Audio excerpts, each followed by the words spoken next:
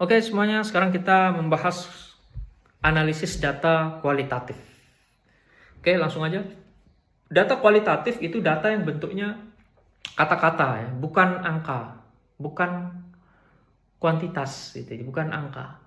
Dia bentuknya adalah kata-kata. Nah, data ini biasanya data yang sifatnya kualitatif itu digunakan untuk menggambarkan, untuk menjelaskan atau memahami fenomena berdasarkan makna, persepsi atau pengalaman subjek penelitian. Nah, data kualitatif ini biasanya kan diperoleh melalui wawancara gitu ya, atau observasi, diskusi kelompok dan lain-lain. Di mana si responden ini menyampaikan pendapat, pandangan atau pengalaman mereka secara verbal. Bahkan mungkin dalam beberapa metode bisa tertulis ya. Fokus utama data kualitatif itu bukan pengukuran numerik seperti di data kuantitatif. Tetapi apa? Pemahaman yang mendalam terhadap satu atau suatu fenomena. Jadi dengan menggunakan data kualitatif itu peneliti itu bisa menangkap nuansa, konteks, kompleksitas yang seringkali itu nggak bisa dilakukan atau tidak bisa diwakili oleh angka.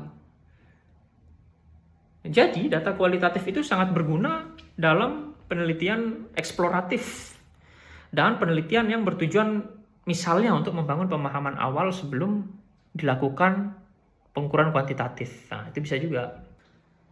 Nah, menurut Miles dan Huberman, ini adalah 3 langkah penting dalam analisis data kualitatif. Tapi nanti analisis data kualitatif itu banyak macamnya ya, banyak jenisnya dan banyak caranya. Nanti silahkan dikembangkan sendiri, dikulik sendiri. Tapi sebagai dasar untuk memahami, melakukan analisis data kualitatif itu setidaknya ada 3 langkah penting ini yang dilakukan. Gitu. Nah, tapi sebelum itu perlu dipahami juga bahwa analisis data kualitatif ini tidak harus berurutan. Ya. Dia bisa jadi melompat, berbolak-balik ya, dan dilakukan atau mungkin istilahnya adalah berlangsung secara terus-menerus, sistematis dan dia saling berkaitan. Atau misalnya 3 langkah ini dilakukan secara bersamaan. Nah, pokoknya dilakukan analisis data kualitatif itu sejak data itu dikumpulkan sampai kesimpulan, sampai melakukan penarikan kesimpulan. Ya. Nah, 3 langkah itu apa aja?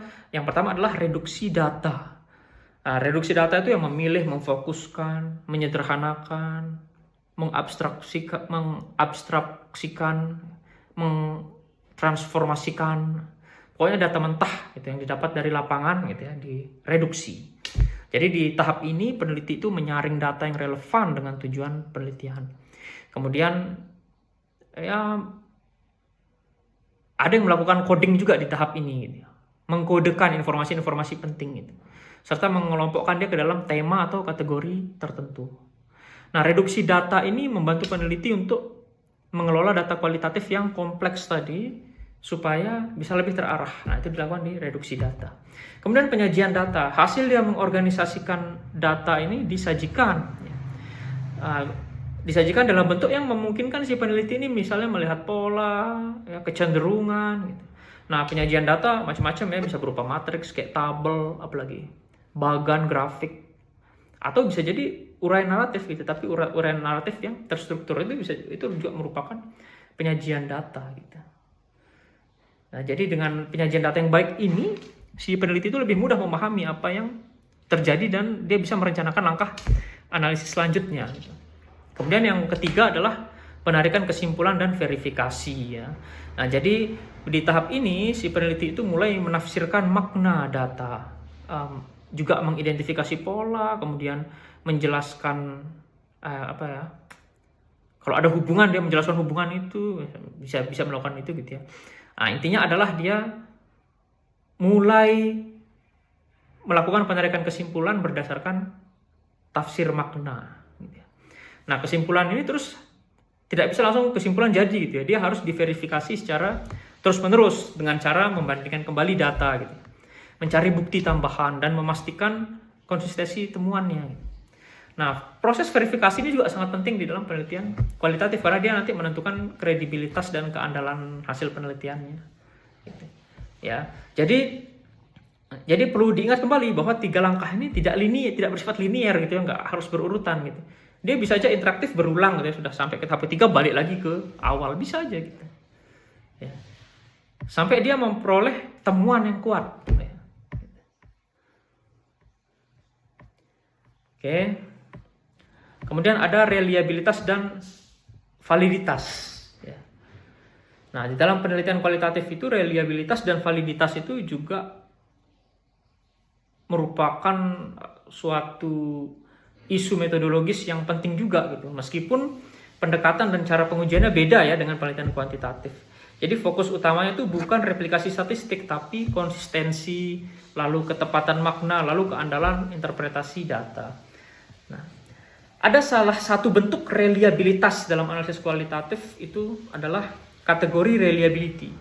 Ya, jadi itu nanti bergantung pada kemampuan analisis si peneliti gitu ya dalam merumuskan kategori-kategori analisis secara jelas gitu. Juga menyajikan definisi kategori tersebut kepada misalnya peneliti lain yang kompeten gitu, sehingga mereka sepakat mengenai item mana yang masuk ke dalam satu kategori dan mana yang tidak gitu. Ya, jadi kategori ini juga harus didefinisikan secara operasional gitu sehingga tidak ambigu. Jadi bisa digunakan secara konsisten ya. Ada juga konsep misalnya interjudge reliability ya.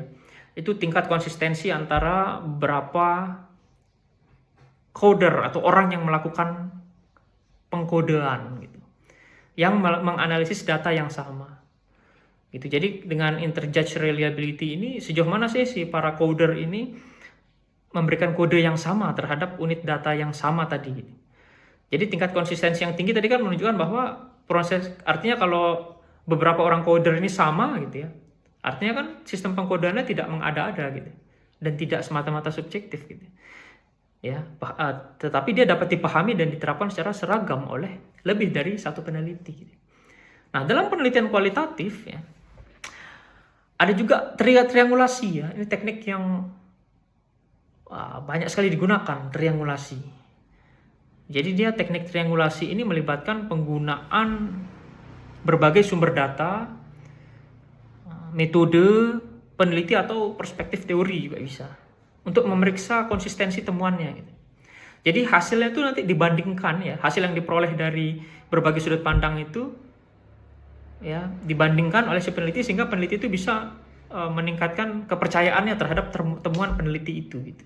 Nah, jadi reliabilitas dan validitas itu dalam penelitian kualitatif itu tidak dicapai melalui angka seperti penelitian kuantitatif gitu, tapi kejelasan teori, konsistensi, coding ya, juga penguatan temuan melalui yang namanya tadi teknik triangulasi itu. Nah, jadi nanti kami yang penelitian kualitatif harus memahami teknik triangulasi ini ya.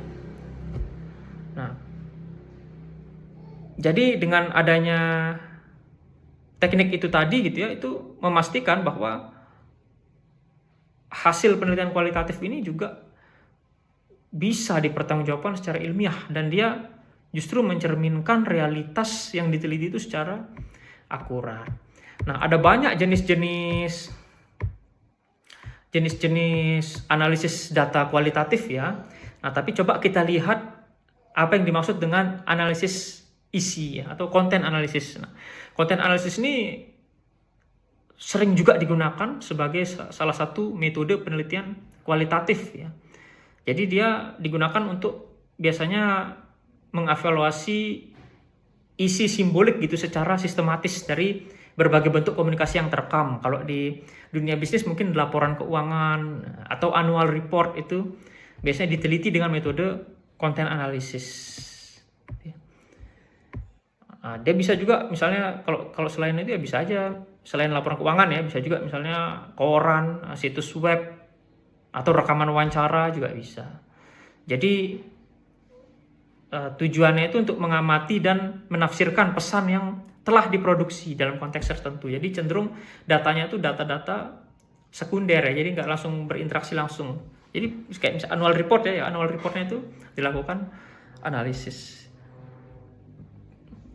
Nah, jadi dengan metode analisis konten ini si peneliti itu bisa nanti mengidentifikasi pola atau tema atau kecenderungan makna gitu ya, yang terkandung di dalam alat-alat komunikasi tadi ini, data-data sekunder tadi ini. Nah, jadi karena dia tadi ini terstruktur, maka konten analisis ini salah satu metode yang penarikan kesimpulannya juga bisa dipertanggungjawabkan secara ilmiah gitu ya. Lalu ada misalnya data analisis naratif. Oke, nah analisis naratif ini, kalau analisis naratif itu fokus utamanya itu pada proses urutan dan waktu ya, pada urutan waktu, proses urutan waktu. Nah itu. Jadi di analisis naratif itu peneliti itu berupaya untuk menggali apa yang terjadi sebelumnya dan sesudahnya. Ya, misalnya dalam satu peristiwa. Kemudian peristiwa itu dikaitkan dengan kejadian-kejadian yang relevan. Nah, dengan demikian itu peneliti tidak hanya diberikan peneliti nggak hanya bikin tema atau kategori gitu, tapi juga alur cerita, lalu ada hubungan sebab akibat antar peristiwa gitu. Nah, pendekatan ini ya, analisis naratif ini seringkali digunakan itu untuk memahami bagaimana dan mengapa suatu tindakan itu terjadi gitu dalam konteks kehidupan nyata gitu ya. Nah, makanya ya meneliti perilaku yang kontekstual itu sering digunakan ya, analisis naratif ini gitu. Nah, misalnya kalau kita mau meneliti, kalau ada contoh di sini, misalnya mau menggunakan analisis naratif untuk mempelajari perilaku pembelian impulsif. Nah, itu bisa. Jadi nanti melalui cerita yang disampaikan oleh konsumen gitu ya. Konsumennya disuruh cerita. Jadi penelitian ini nanti bisa dengan mewawancara konsumen ya. Dia bisa mengungkap bagaimana rangkaian peristiwanya, emosi, lalu ada situasi tertentu gitu yang mendorong si konsumen ini melakukan yang namanya pembelian impulsif atau pembelian yang tidak direncanakan gitu, tiba-tiba mau belanja gitu. Itu disebut dengan analisis naratif. Nah, ada banyak sekali ya analisis data kualitatif di dunia ini, ya. Metodenya, caranya gitu. Nah, ini mungkin tadi yang saya sampaikan hanya sebagian kecilnya saja. Ya. Nah, nanti silahkan dikulik lebih dalam, ya. Banyak-banyak membaca penelitian-penelitian kualitatif dan bagaimana cara mereka melakukan analisis. Gitu. Oke, saya rasa cukup untuk mengantar analisis data kualitatif. Semoga bermanfaat.